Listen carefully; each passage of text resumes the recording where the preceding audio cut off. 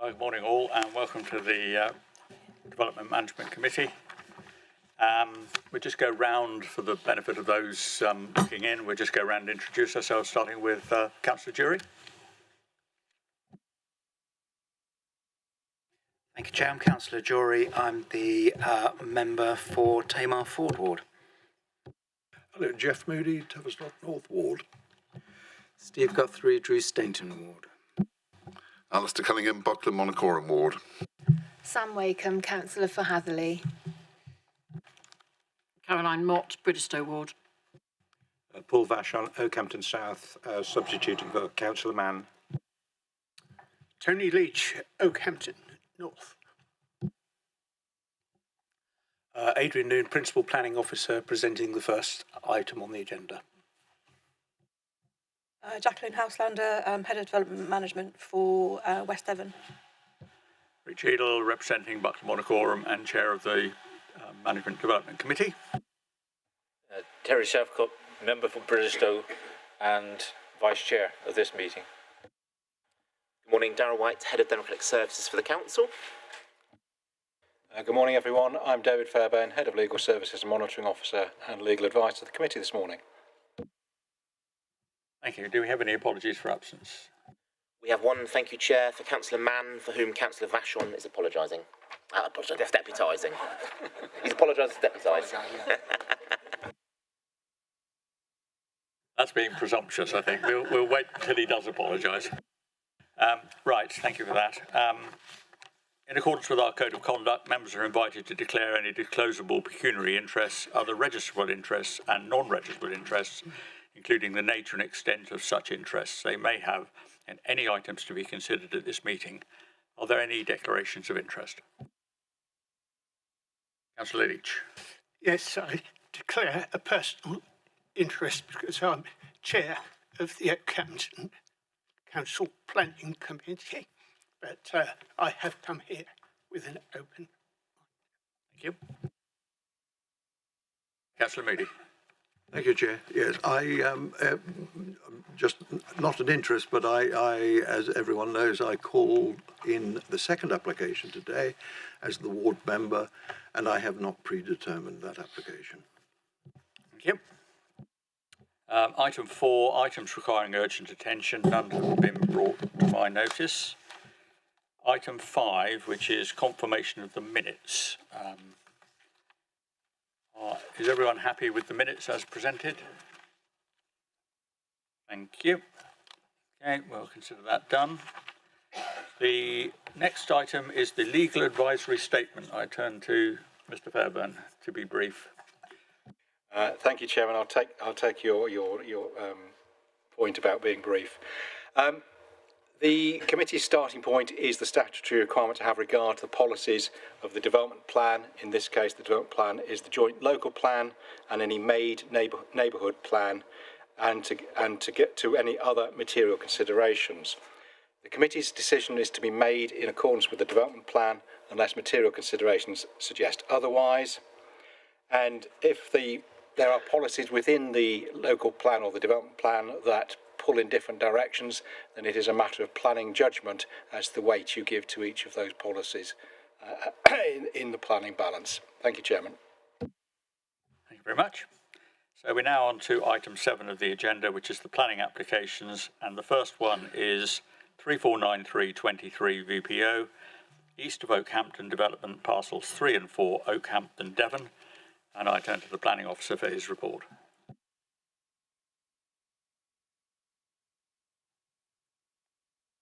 Thank you, Chairman.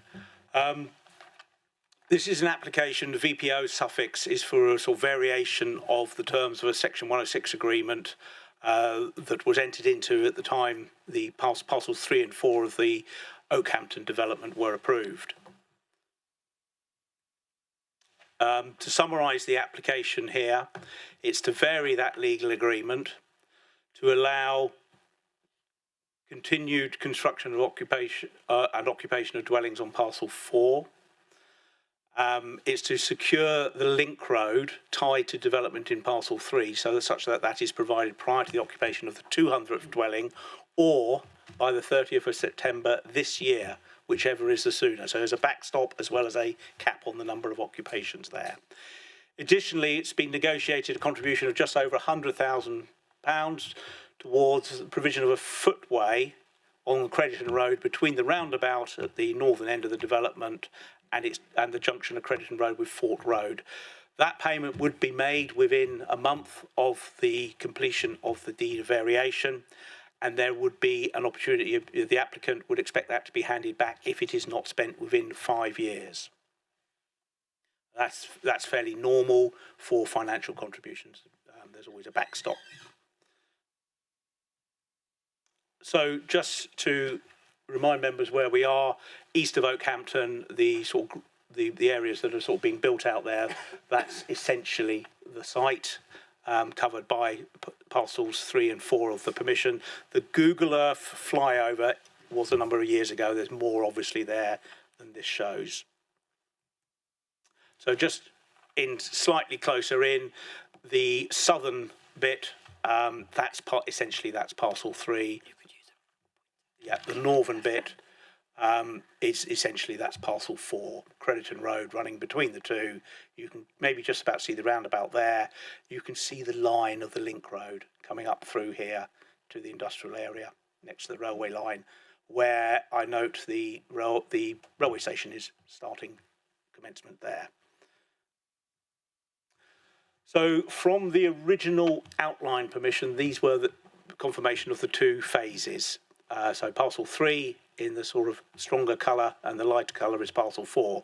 At that stage, the road was running along the southern edge of parcel 3.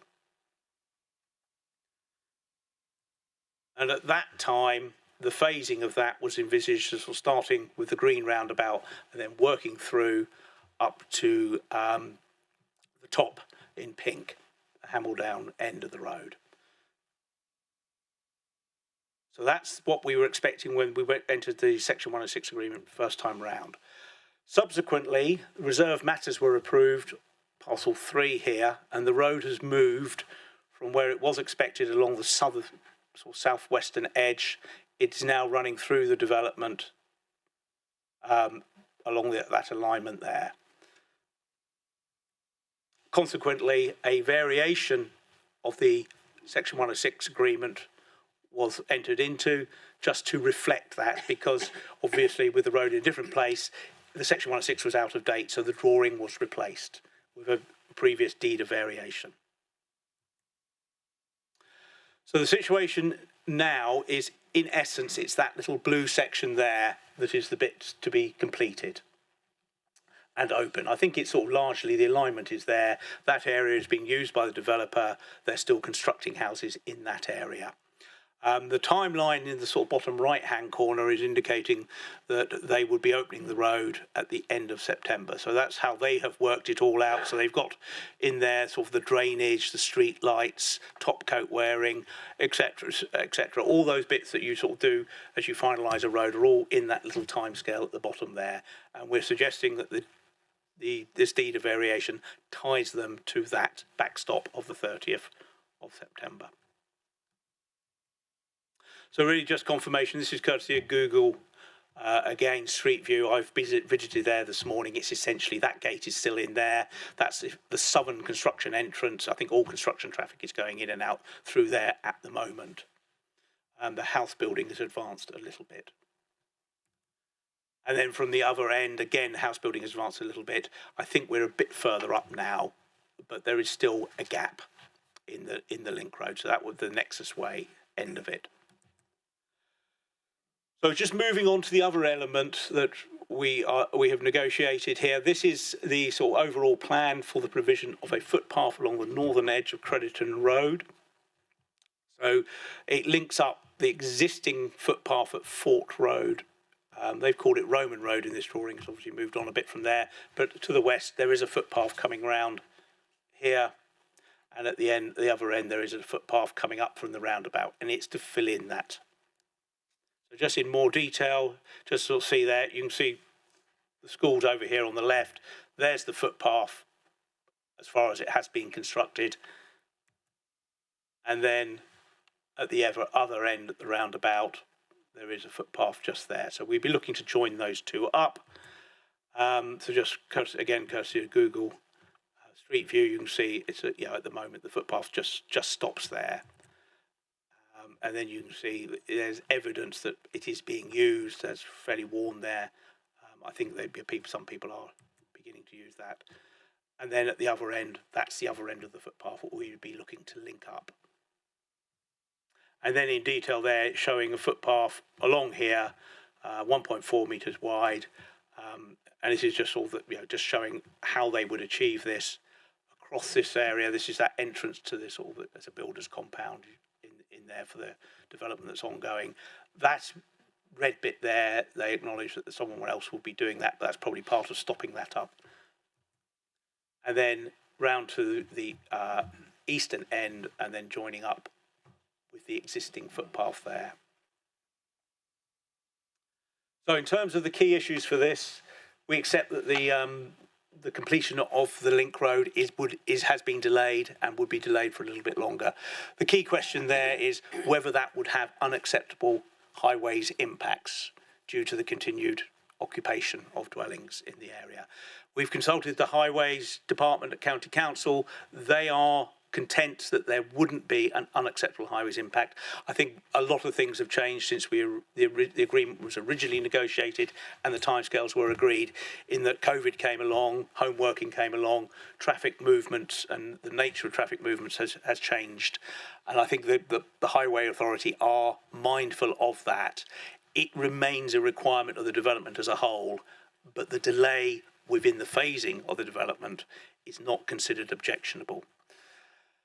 Secondly, the issue is this a reasonable contribution towards the footpath? Well, it's been prorated in terms of the overall cost relative to the proportion of homes being developed in the East Oakhampton development by this applicant, which is Barrett David Wilson. So they're doing just over 40%, and we have negotiated a scheme where they would contribute pro rata on the basis of just over 40% of the overall cost.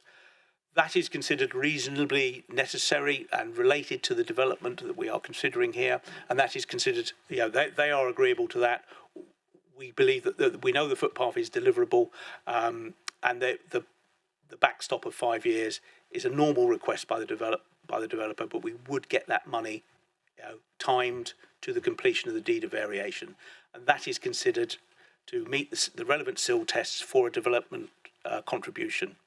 And on that basis, the officer's recommendation is that we agree to vary the Section 106 as set out in the officer's report, to vary the deadline for the delivery of the road and to secure the contribution for this footpath.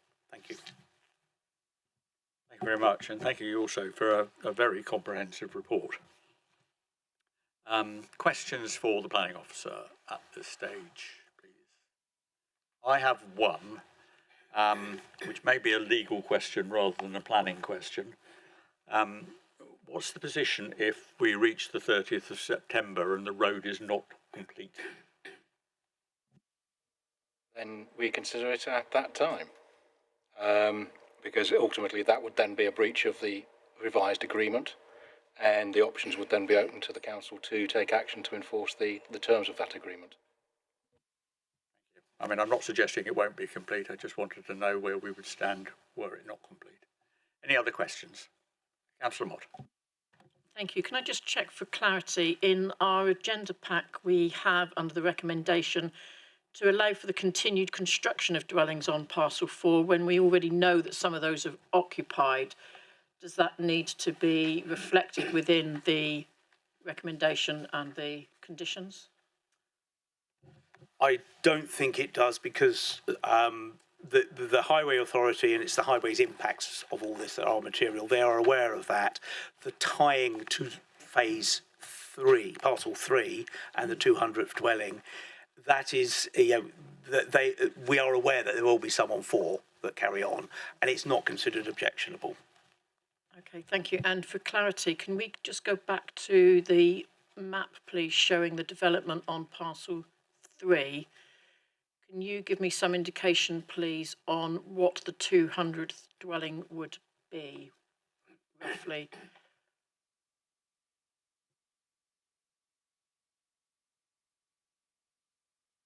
effectively the approved layout. They are constructing this bit up here at the moment. That would appear to be the bit that's outstanding. That I can't see this little bit just in this southeastern corner of the site. Overall, we approved 237 with this reserve matters approval. So about 40 short of that. So which I'm guessing is probably quite. Most of that would, I think, have to remain. That will be the bit that isn't done. Absolutely. Just on that, their compound at the moment is bottom left-hand corner, literally right in the middle of that blue section of road, because it's a substantial, as you've seen today, a substantial compound. They will be the very last houses built. But they're built right next to that section of road, and one assumes it'll be outside the 200th house. So my concern is where they're going to move the compound to very soon, so they can complete those houses before the end of September. I think that is the tension that sort of explains why we are where we are, in that they have been managing health and safety issues in terms of traffic coming through, effectively driving through a working building site. I think by leaving it to the 200th house, it's a relatively small number left to be done. They are obviously confident that they can finish the last 37 houses off a reduced compound area, which would be somewhere off, probably working around these houses in this area here at that time. That is something I think that has been sort of, in their, very much in their minds, because that's the reason they haven't opened the road. So they've obviously, I would hope, have considered in the timescale that it will be a manageable construction phase for that just tail end of parcel 3. Any other questions? Right. I'll read the recommendation out in full, I think, just for completion.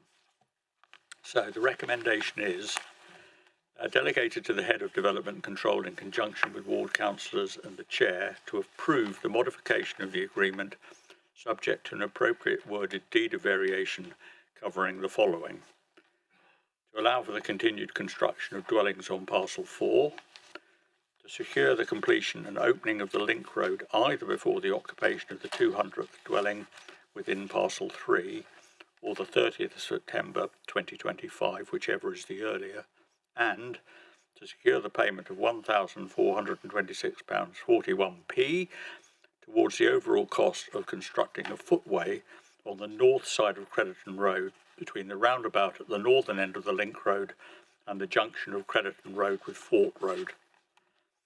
That is the recommendation. I move that recommendation. Can I have a seconder? Happy to second that. Thank you.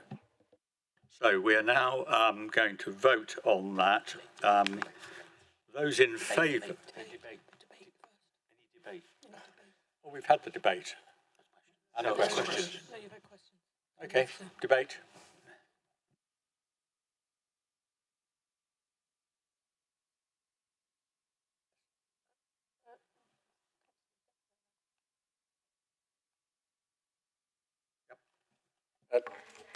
Thank you, Chair. George Dexter. I am a ward member for Oakhampton North, and this is in my ward. And I just want to welcome, I got great pleasure that this has actually come before the committee for decision. There are lots of things happening on the east of Oakhampton Estate, lots of things to be fixed, but this is a huge step.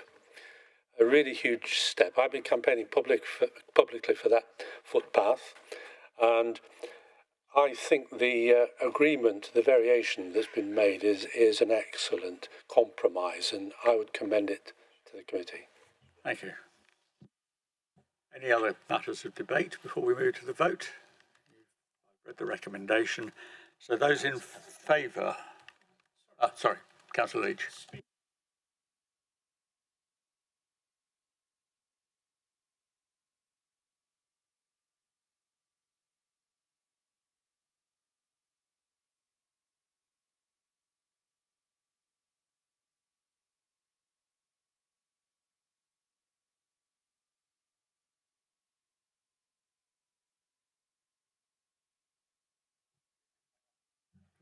I did actually talk to the monitoring officer yesterday, but okay. Firstly, I'd like to say that I'm very pleased the report from the officer includes the full picture of where this application has come from and how we've managed to get where we are now. Come on. I think it is very important that everyone had a chance to see the history of these developments and how it is incredible that we have allowed these issues to get as far as we have.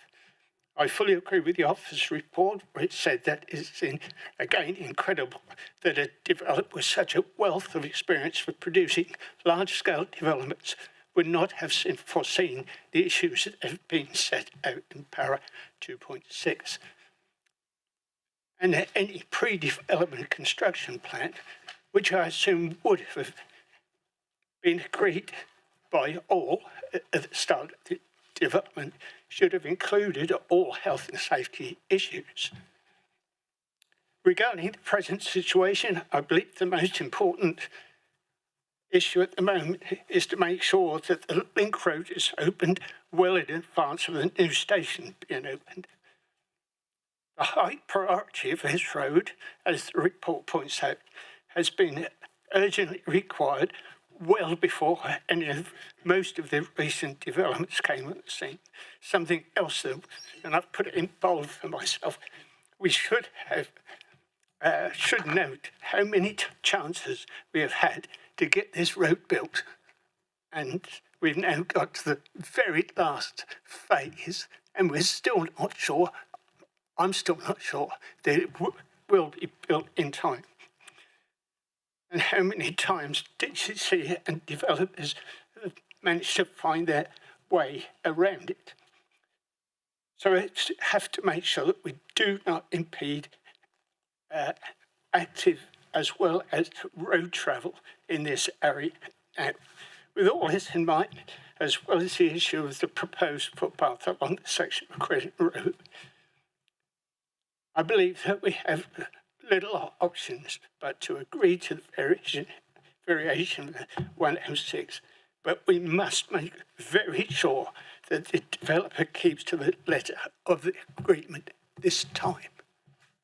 Thank you very much. Apologies, I didn't have you down as a speaker, but you've had your opportunity now.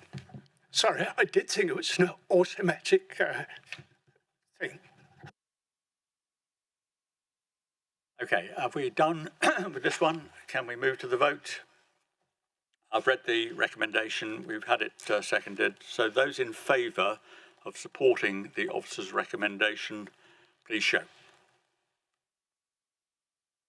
That's 10 and unanimous for the report recommendation. Thank you, Chair. Okay, thank you very much. We now move on to the...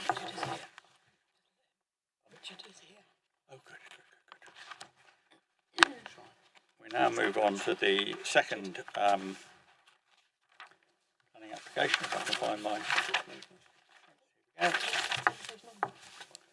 This is 335724 HHO, 32 Trelawney Road, Tavistock, PL19 0EN. Householder application for a proposed two-storey rear extension to provide additional kitchen and bathroom accommodation. So I hand over now to the planning officer. Thank you.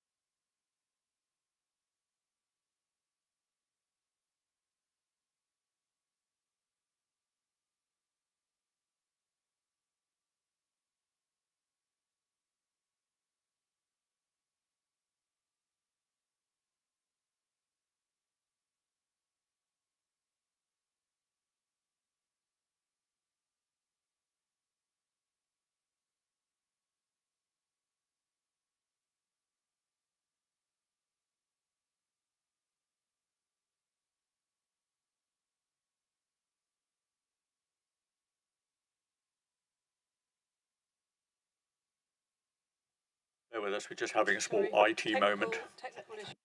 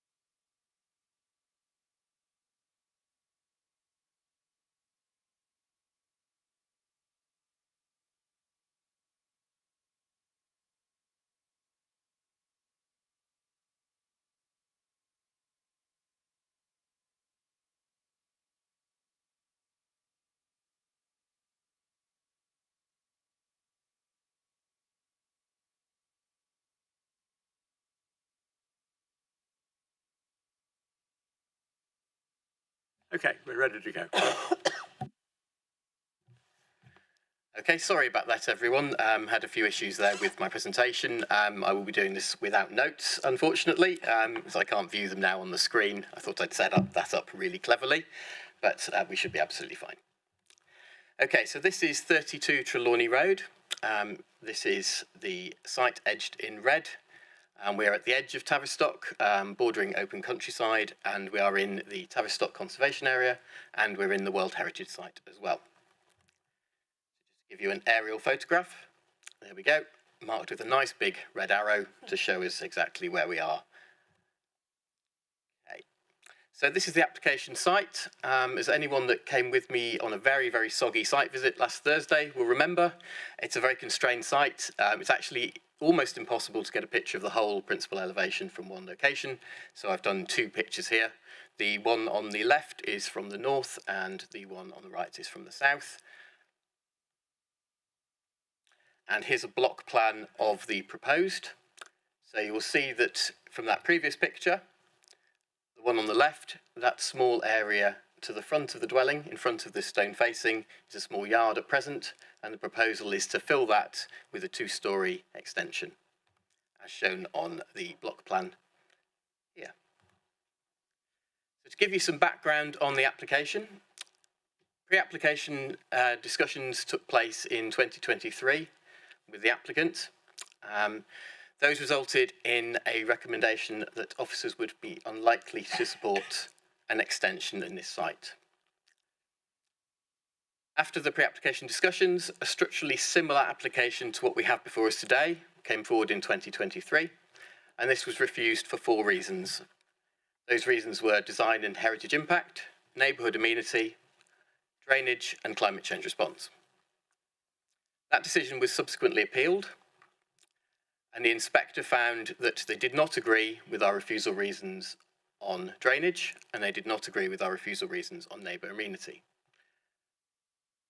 Subsequently to that, and in this new application, the applicant has now addressed drainage concerns to officer satisfaction, and has also addressed climate change response concerns to officer satisfaction. It's important to note that the inspector in their report noted that a modestly scaled and sympathetically designed extension would not necessarily have a significant harmful effect on the conservation area. And that is probably the key point to this application in front of us today. So to give you some background, here is the ground floor plan. We'll see on the left-hand side, we have the current situation, and on the right, the proposed. So we are infilling that area that is currently yard in front of the property. Ground floor, that is giving us a utility room and an enlarged kitchen. And the second story, it's giving us a bathroom upstairs, moving the bathroom from downstairs to upstairs, and giving a larger bedroom. It does not increase the number of bedrooms on the site. So I've blown up the ground floor plan here, and just to bring it to a bit more clarity, it shows the infill extension covering that yard coming forward to the building line, to the existing building line. It shows the existing lean-to single-storey extension extended forward to the building line and incorporated into the property to provide the utility.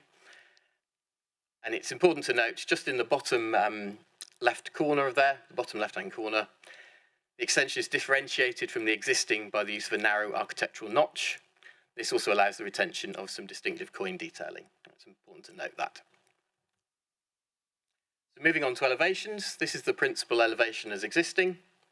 So we can see the distinctive local stone to the left-hand side. That's the recessed area that we saw in the picture earlier on. I decided it would be a good idea to show you the previously refused scheme. So the previously refused scheme is structurally identical to the scheme we have in front of us today, except that it was slate hung and it had a slightly different type of fenestration. This was something that the inspector commented on in their report and was one of the reasons they found against the original proposal. The proposal in front of us now removes the slate hanging and changes the windows to something that is more coherent to the existing fenestration on the site. However, it loses that very distinctive stone detailing that exists on the current property, with the replacement extension now being rendered to match the existing front elevation. So I wanted to give you a little bit of an idea about the importance of this site. So we see the site again marked with the arrow. This is the first edition OS map showing the site is empty. So this is not a site that predates this map. We'll see on the second edition map that we now have these two blocks of 4 that have appeared to the north of some existing Bedford cottages on the edge of Tavistock. And these came with the arrival of the railway. So we understand that these properties were built to house railway workers, and they were built in a style to ape the Bedford cottages further to the south. I've blown up the second map a little bit here just to show the very distinctive built form of the properties. You'll notice that these recessions at the primary elevation, so in this case the primary elevation of the end of terraces faces north and south, and you'll notice that the two recesses at prime elevation are present in the application site and also in the immediate property to the north of that, which mirrors it. Bringing us up to present day, you'll see that the distinctive built form of these two blocks remains. It remains largely unaltered. Although officers and the inspector note there are some very minor alterations to the built form in this area, they remains largely intact and clearly legible as it was when it was originally built. To give you some context and to show the conformity locally, number 33, which is the property on the left-hand side, is the property directly opposite the proposal site. You'll notice there's still a recessed area on that property, and that is faced in distinctive local stone. And number 29, which hasn't come out quite as well, again due to the constraints of the site for photography, but again this is the property to the immediate south, so facing away from our property at the other end of the block. Again, it's showing that recession and it's showing the distinctive natural stonework that remains. Briefly talked about this quote from the inspector at the start of my presentation. I think this is key. This has been brought up by the applicant and also brought up by the ward member in bringing this application to committee. The inspector found that they do not necessarily find that a modestly scaled, sympathetically designed extension would have a significant harmful effect on the cohesive nature of the terraced cottages that make a positive contribution to the character and the appearance of the conservation area. So this is telling us two things. First of all, that the terraces do have a contribution to the character and the appearance of the conservation area. And it's also telling us that a modestly scaled and sympathetically designed extension may not necessarily damage that. However, officers contend that this extension, by virtue of its lack of recession from the principal elevation, principal building line, and because the ridge is the same height as the existing, it is not, in our opinion, modestly scaled. Furthermore, we contend that the removal of the natural stonework is detrimental to the character of the properties, and that fails to maintain the positive character and appearance of the area. In summary, the key issues here are whether the proposal constitutes a modestly scaled and sympathetically designed extension, whether that, if we decide that it doesn't, whether that detrimentally affects the Tavistock conservation area, and whether that represents a less than substantial harm to the non-designated heritage asset that is the property in question, and the wider designated heritage asset that is the conservation area. And then finally, whether, if that less than substantial harm is found, whether that is outweighed by any public benefit deriving from the proposal. It's officers' contention that the proposal is not modestly scaled because it comes out to the existing building line and the ridge height is no lower, and it is not sympathetically designed because it loses the distinctive local stonework that's in evidence on the property at present. We contend that that leads to a less than substantial harm in NPPF terms to the Tavistock conservation area, and we do not find that there is any benefit that isn't private in nature. We do recognise there is a short-term transitory benefit from the construction of the site, but we don't find that the benefits are anything other than private. As a result, the recommendation is refusal. Thank you very much. Thank you very much. Questions for the officer? Just to say, we've got Graham Lawrence, who's online, if there are any specific conservation-related questions that members have. Okay, questions for the officer.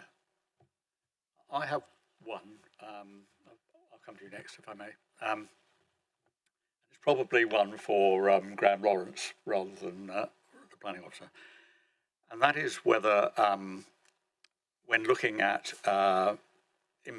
heritage impact, whether you can physically see the proposal, whether it's in your eyesight, as it were, from the public highway, has any should come into our consideration when considering this. The fact that you can see it and it's in your face is one thing. If you can't see it, is it any less of a concern from a heritage point of view? I think that's my question. Thank you, Chair. If I could answer that, there's two questions there, really. First of all, harm is harm, and visibility isn't necessarily an overriding factor. Certainly where designated heritage assets are concerned, there's a lot of case law which has said that visibility doesn't come into the equation, and it's the effect on the asset that matters. What I would say is that this site is visible from the main road as you come down into Tavistock and come down towards Drake Road and indeed towards the Kilworthy turn-off. It is in an elevated location that is visible, so whilst it's not prominently visible, it still can be seen. Thank you. Right, Councillor Guthrie. It's a query that's probably partially for Mr. Lawrence as well. Was there any further discussion with the applicant concerning the reason why they chose not to use stone facing on the new extension, other than I assume they're trying to blend in with the render that's on the other part of the building, but given that it seems to be one of the objections, I was just wondered what the decision was taken for in relation to that. So there hasn't been any discussion with the applicant during the life of the application. Under the charter, we don't generally take design changes and we determine what's in front of us as officers, so we haven't had that discussion. Any other questions at this stage? Yeah, I just wanted to ask the question on the public benefit analysis. That the recommendation is that it doesn't have sufficient public benefit to outweigh the harm to the historical building. But I note that in the report there's no reference to the green credentials to the new application with the air source heat pump, etc. And so I'd like a response to that, and also about the continued use of a historic building and whether this extension would have would cause that building to be used more effectively and for a longer period of time, even though it is historic. I have a really interest in historical buildings, and I just want to make sure that we're going in the right direction. Thank you. Was that clear? So I think it's important to note that I think an air source heat pump in this location is probably the minimum that we would expect to satisfy the climate emergency requirements that we have these days. So I think to see that as a public benefit from the application is probably a little bit of a stretch, and it's more of a private benefit and bringing up the building to current standards. I wouldn't necessarily see that as a public benefit that could override the less than substantial harm to the dwelling. I can just come back. What about the longevity of the use of the building by having those green conditions? Would that be have an impact on public benefit? So I think the building itself, this isn't one of the Bedford cottages that is particularly small, that might not be up to modern standards. This is, although a modestly sized, this is a 3-bedroom property with, although it does have a bathroom at ground floor and it's bringing it upstairs, I don't think there's anything about the property in its current state that makes it unlivable in any way. And I don't think that the addition of the air source heat pump creates, again, enough of a public benefit to bring the property up to modern standards. You did take that into consideration when you weighed up the benefits and not benefits? Yes, we did. I just have one more question. My mind's just gone blank for a minute. What was it about? Oh yes, the stone. The original application is completely different from the application we have before us today. And there was no mention in the first refusal of stonework and removal of stonework. There's no mention in the report about the removal of stonework. And I just wondered why it is now that stonework becomes a reason for refusal. It just doesn't seem to be consistent. So I do mention the removal of the stonework in the report. I think. No, I meant in the first application and the subsequent appeal, stonework wasn't mentioned. So in the inspector's reports, they do draw attention to the use of traditional stonework in the conservation area. It is considered to be one of the important aspects of the conservation area. So that's where the concern about the loss of stonework has come in this application. Obviously, the two applications are quite different. The first one brought in an incongruous material, in officer's opinion, in the form of slate hanging.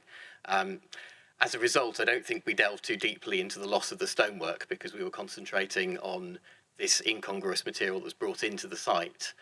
So I don't think it's unusual for the officer not to have mentioned the loss of stonework in that context. Any other questions before we move on? Yes. Thank you. So if the roof line were lower and the building were finished off in the local stone, would you approve it then? I think Graham might want to come in on that as well, but as an officer, that would bring the extension more into line with the guidance in our SPD, which shows a recession from the building line and a lower ridge height. But I think in this context, it might still represent an extension that isn't modest or sympathetically designed, although the use of the traditional stonework would certainly help in that. But I think I would defer to Graham on the specifics of that one.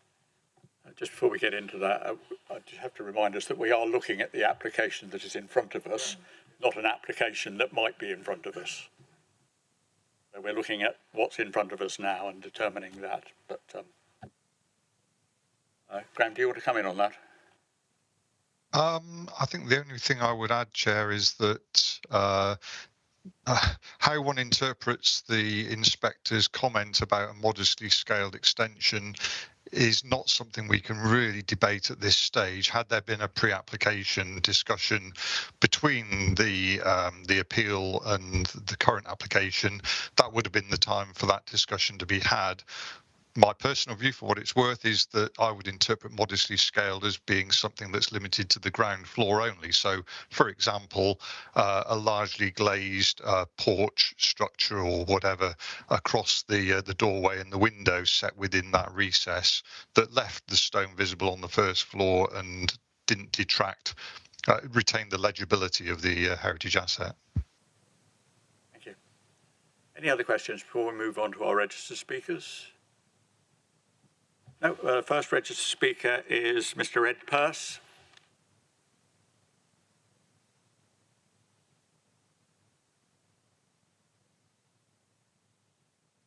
Just here.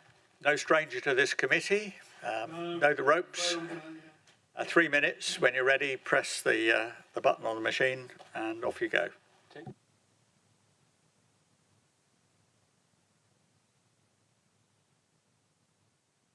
Good morning, members of the committee. Thank you for giving me the opportunity to speak today. I'm speaking in support of the application for a 2-storey rear extension at 32 Trelawney Road. The committee report acknowledges that the proposal has successfully addressed the concerns raised by the planning inspector in the appeal decision, include the compliance with the appropriate window proportions, the elimination of the slate hanging cladding, and the improvement to the carbon reduction in drainage solutions. The primary concerns cited in the report relate to the loss of stonework and the impact on the principal elevation. It is important to note that the application description is for a rear extension. These matters were not raised during the previous refusal or the consideration at the appeal decision. The introduction of these new rationales for refusal suggests an inconsistency in the assessment process. The report's assertion that the extension would harm the uniformity of the terrace is unsubstantiated, and the proposed design ensures the retention of the key architectural detailing such as the coins, the use of render to match the principal elevation, that are consistent with other properties in the area, and the proportionate and well-integrated design respects the character of the terrace. Furthermore, the instances on retaining stonework is expected to be applied. Other properties in the area that feature alterations deviate from the original materiality without adverse impact on the conservation area. The committee report fails to demonstrate how the proposed extension would cause meaningful harm. The inspector explicitly stated that a modestly scaled, sympathetically designed extension would not be detrimental to the area's character. The proposal aligns with that standard, and the refusal of reason appears contradictory to the inspector's findings. Numerous properties in the conservation area have been extended and altered and demonstrating a flexibility in the heritage considerations. And given that the application addresses the previous concern raised by the inspectors, aligns with the scale and appearance of the existing built environment, incorporates sustainable development principles, and retains the architectural harmony with the neighbouring properties, a rigid interpretation of conservation policies in this instance is neither justified nor consistent with other planning decisions. I would urge the members to reconsider the recommendation for refusal. The application demonstrably addresses the concerns and aligns with planning policies and balances the heritage considerations with the practical needs of modern living, and it is requested that the committee approve this application. Thank you.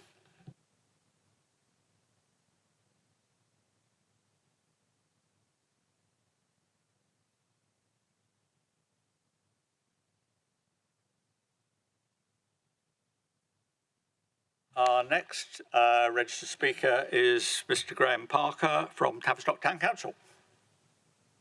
Again, no stranger to this committee.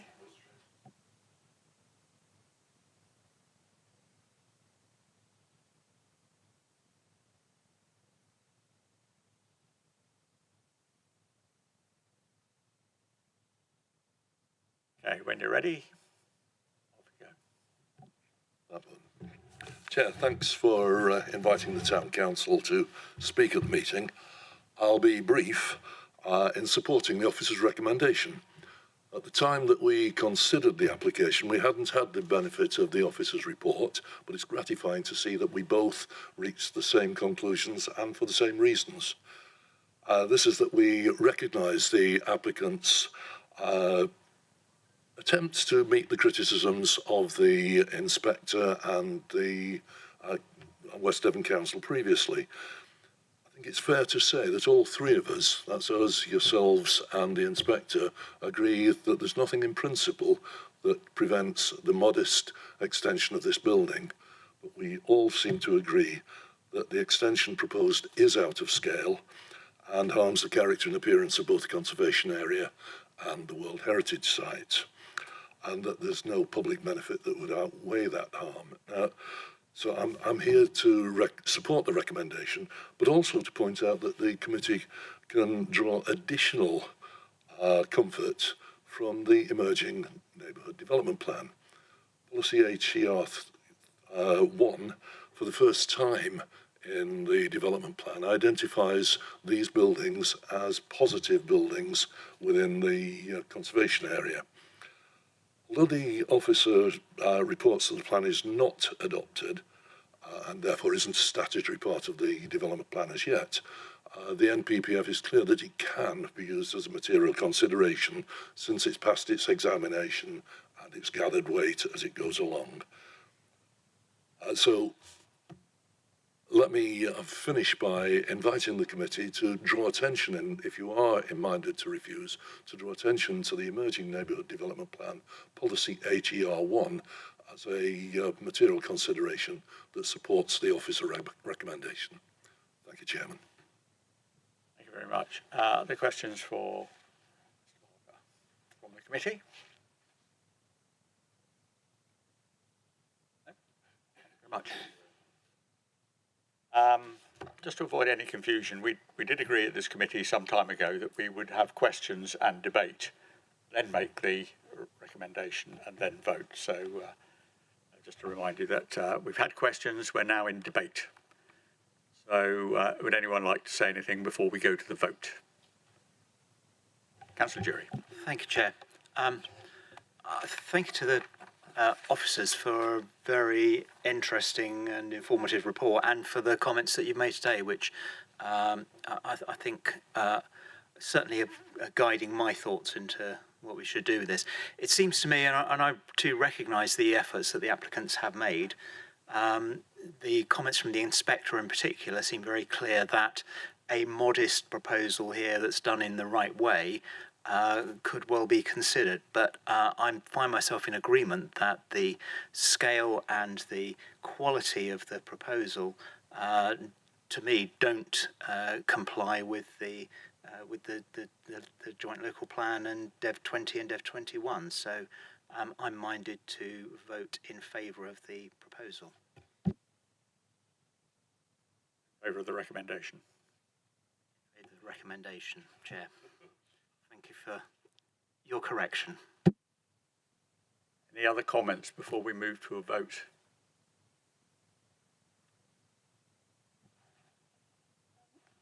Members, I just wanted to have a reflection on the comment made by Graham Parker from Town Council about the emerging Tavistock neighbourhood plan and the policy within it. I would suggest that if members are going to go with the recommendation, that we add that reference to the reason for refusal for clarity.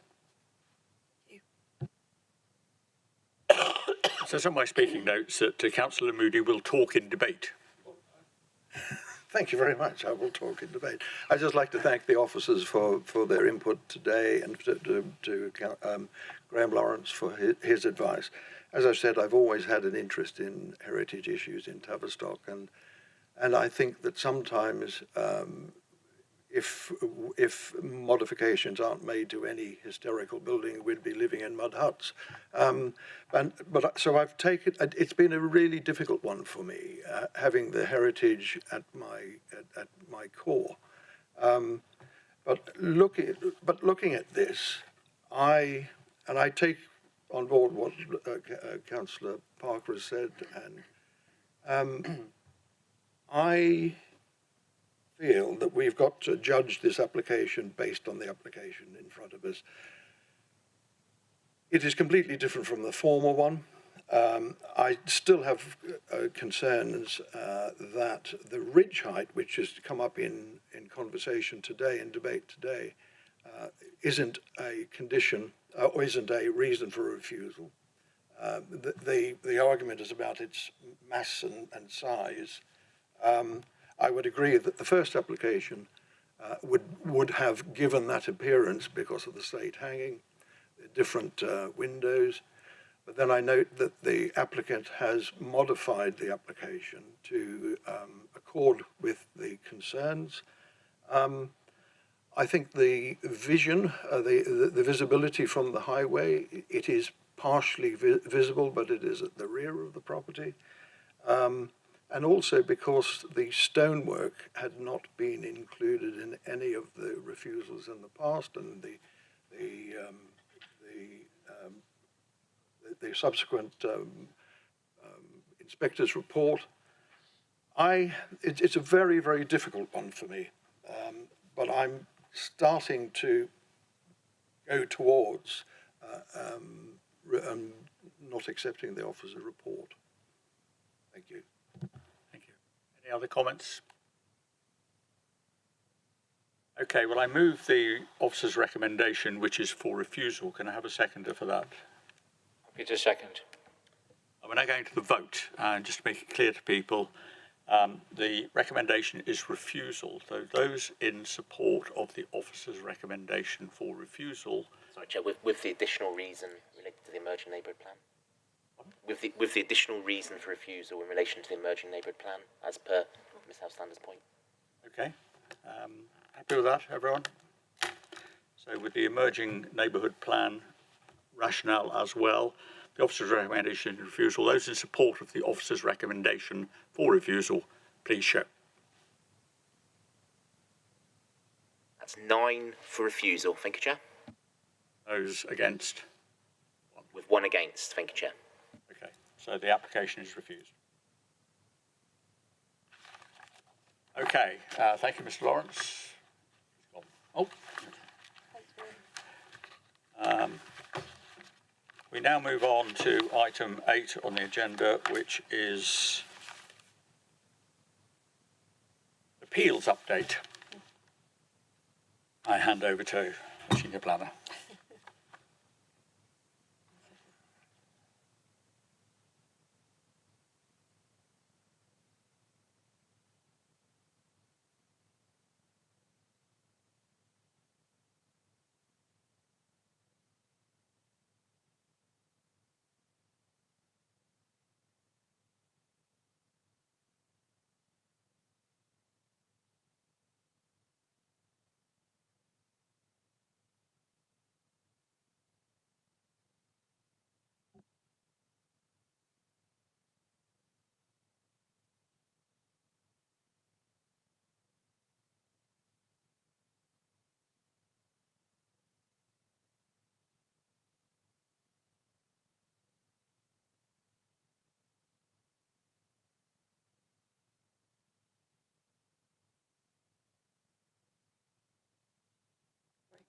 So there are a lot of appeals this month to report on, and I have got a presentation of all of them, but there's a lot, and I'm thinking that actually it would potentially be quite long-winded, and a lot of the appeals have similar issues associated with them. So I'm very happy to go through my presentation, but I wondered whether it would be easier if I just drew out some key issues which would be of interest, and then if members have got any questions about any specific appeal, I'd be very happy to show it on the slide and comment. So okay. I'm just wondering if that's okay. That's fine. Okay, fine. So there were, as I say, there were 11 appeals. 2 were allowed and 9 dismissed. So that's quite a good outcome from our perspective. One of the interesting appeals is number 2, which was an application for a Class Q. And it's always quite tricky with for officers with Class Qs in that some of the barns that come forward, are sort of pole barn type proposals, and it's quite tricky to when there are existing openings in those barns, how much rebuilding should be permitted under the permitted development right. It allows the permitted development right says what works that are reasonably necessary. And that's sometimes quite a tricky judgment to make because in this case, for example, there was one open side to the barn and one open apex to the other side of the barn, and the rest was clad in metal sheeting. And the officer was of the view that the two areas of rebuild were was significant and therefore did not meet the Class Q provision. Interestingly, the inspector agreed that the rebuilding was significant, but not that it didn't meet the permitted development right. But what he did then add was that after having done his site visit, the condition of the cladding he felt was very poor and therefore unlikely to be able to be converted. And also there was then a subsequent concern about the roof of the proposed conversion and whether it would actually need strengthening or even replacing. And as a result of that, he decided that that it would actually be over and above what the permitted development allows. So it's quite an interesting case and probably helpful for officers moving forward to understand what that extent means. So if, for example, there was a building with 4 open sides, that might end up being over the extent that the permitted development allows. But if it's only a small amount, then it would be under that. So it's quite an interesting case for us to be looking at Class Qs as we move forward. Just on that, does it into the consideration, is it the sort of character of the building that would be completely changed were you allowed? I mean, it sounds as if almost you'd end up with a completely different building than that which you started with. Potentially, but it's more about the, Class Q is very much about conversion. Yeah. And if it's not a conversion, then it's actually a rebuild. Yeah. And therefore, yes, it would end up looking very different to the barn, which is proposed to be converted.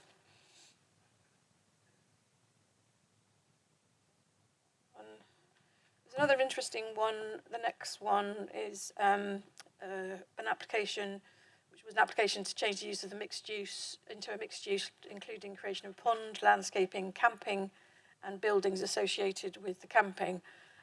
This was refused on the basis that it was not in a location where tourist accommodation would normally be supported, and the economic benefit did not outweigh the harm, and also that there was a potential impact on the landscape character of the area. It wasn't this is the site area. It wasn't. So this is Rosemary Cottage, and this is the area of land that they wanted to put the camping in. It was mainly tents, and the applicant had said that they were just wanting to have a tent-style camping area, but they also included within their application a camping pod, which is shown here, a field shelter, and a toilet block. And in this case, the inspector felt that the main issue would be whether it was a suitable location, and character. The landscape did not have any specific landscape designation. It was just very rural in its nature.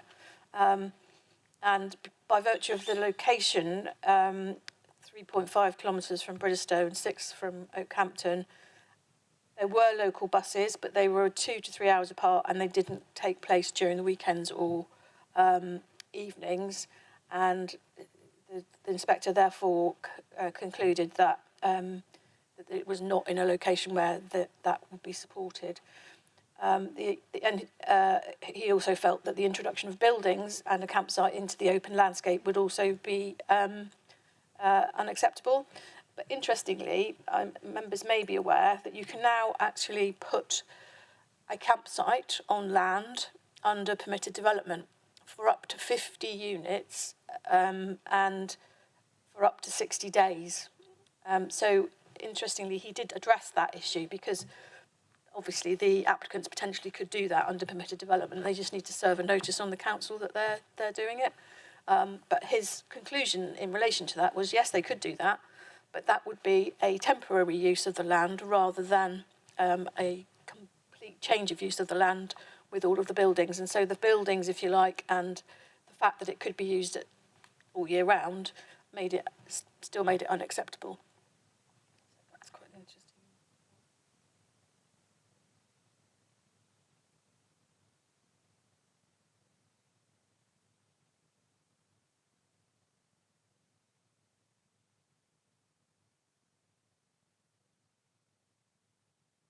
So there were a number of appeals in relation to unsustainable location. This is one of them, but there were several in relation to unsustainable location and impact on the character of the area, and lots of them also had the lack of mitigation for the Tamar estuaries, special area conservation, and I can't remember what the other one is, special protection area, and that sort of nature conservation issue is related to a recreational impact. So there's a financial contribution which needs to be made for any additional residential development, and in nearly all of the cases on this list, that mitigation was not provided at planning application stage. A number of them did subsequently provide a unilateral undertaking at the appeal stage, which then the inspector accepted, and then it got rid of that objection to the development. But there were a lot of applications on this list which didn't include that requirement, and in one case, I think the application was refused solely on that basis. So I think that's quite an interesting point to make. And there was also a number of applications where the application was in the national landscape, and these decisions were made probably prior to the new duty that we have under the Countryside and Rights of Way Act, which requires us to further the purposes of the national landscape as opposed to conserve and enhance, which was the previous duty. And whilst these applications were considered outside of that new duty, there's clearly a support for the great weight that should be applied to development within the national landscape.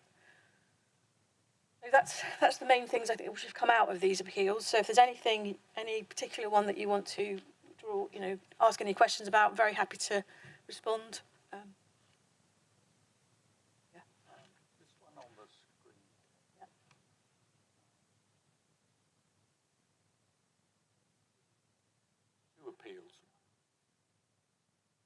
I'm just trying to get my mind around this. The inspector's decision was this the appeal.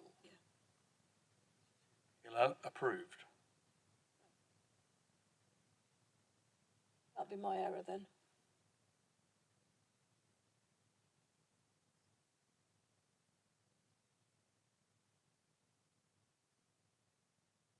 With this one, it was actually dismissed, but the inspector disagreed with nearly every reason, apart from the harm to the lack of mitigation for the Tamar, SAC and SPA. Okay. So it was actually dismissed. Yes, but every other reason was the inspector disagreed with the officer.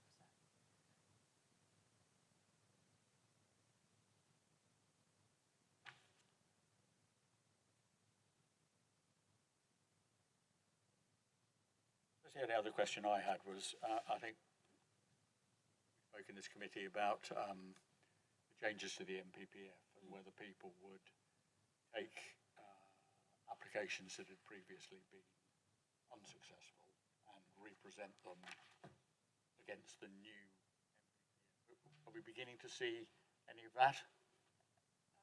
There are some in the system currently, yes. I think that will be something which we will see more of. Okay, any other particular appeals anyone wants to raise before we move on? No?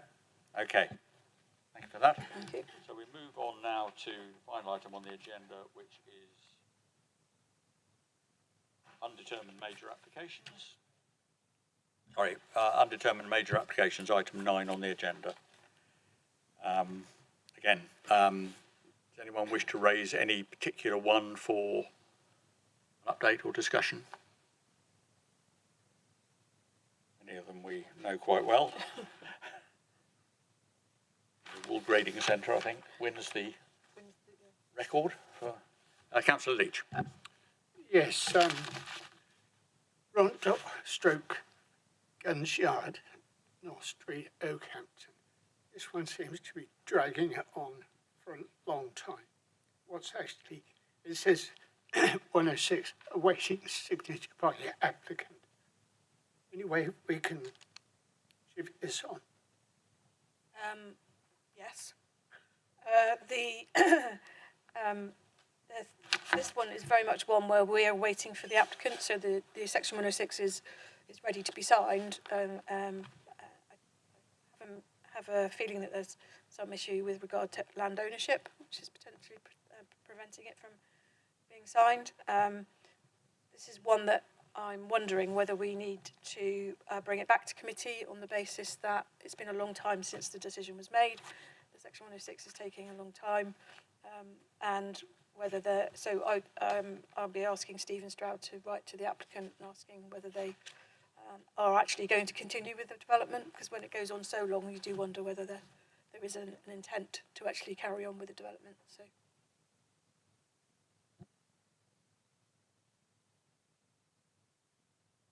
Councillor Mott.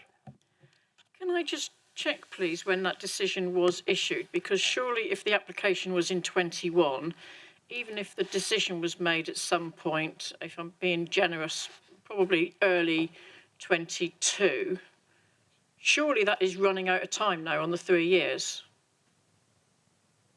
So the decision isn't actually officially made until the section 106 is signed.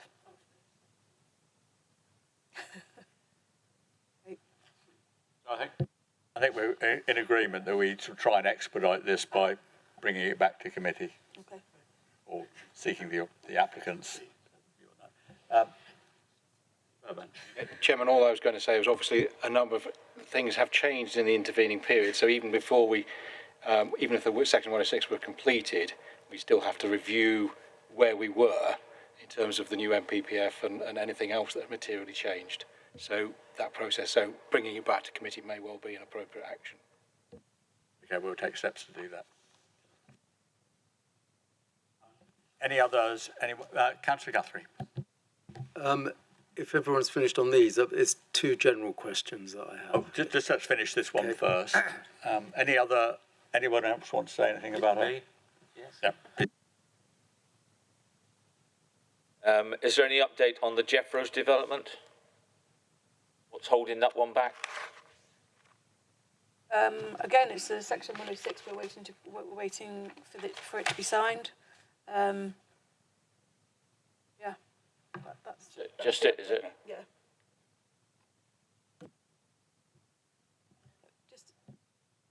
Just to say, Chairman, I am aware from a conversation I had yesterday that it is actively being worked on, and we're in discussions with the applicant. So it is work in progress. It is moving forward. It's not a case of being sat on somebody's desk.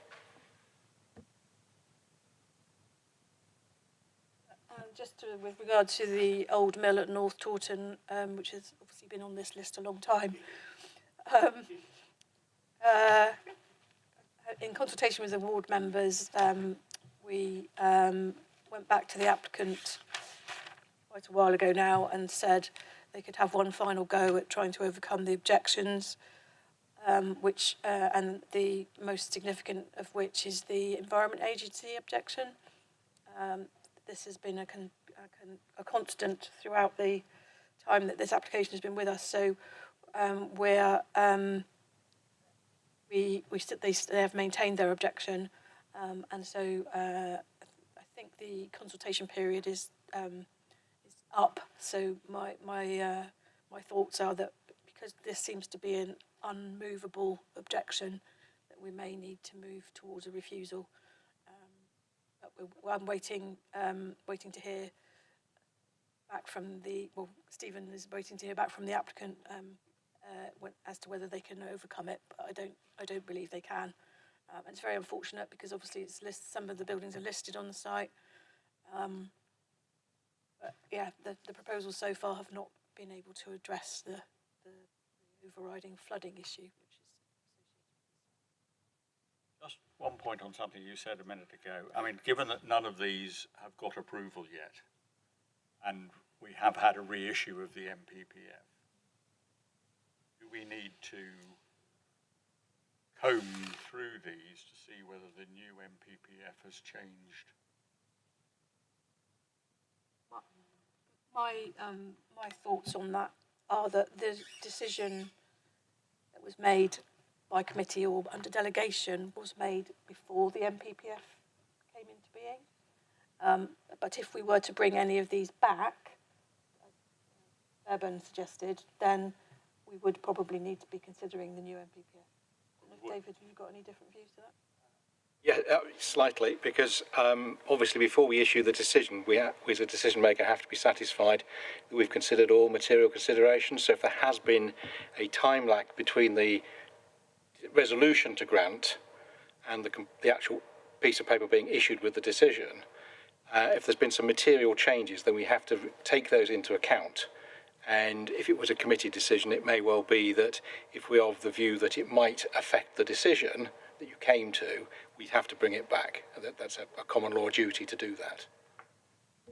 Okay, so that check has to be done, and a recommendation to bring it back to committee, if that's appropriate, needs to be made.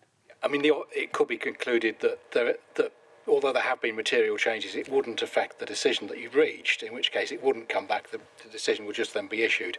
But if the officer comes to a view that there might be the decision might be different, then it's an obligation to bring it back. Okay, thank you for that. Right, just before we move on, anyone else want to talk about any of the undetermined majors? Oh, right, Councillor Guthrie, you had your point to make. Yeah, it was a quick one on the site. Sharon, we need to close the meeting because this is not on the agenda. Okay. Right, that being the case, the meeting is closed. Let me know when the live stream stopped.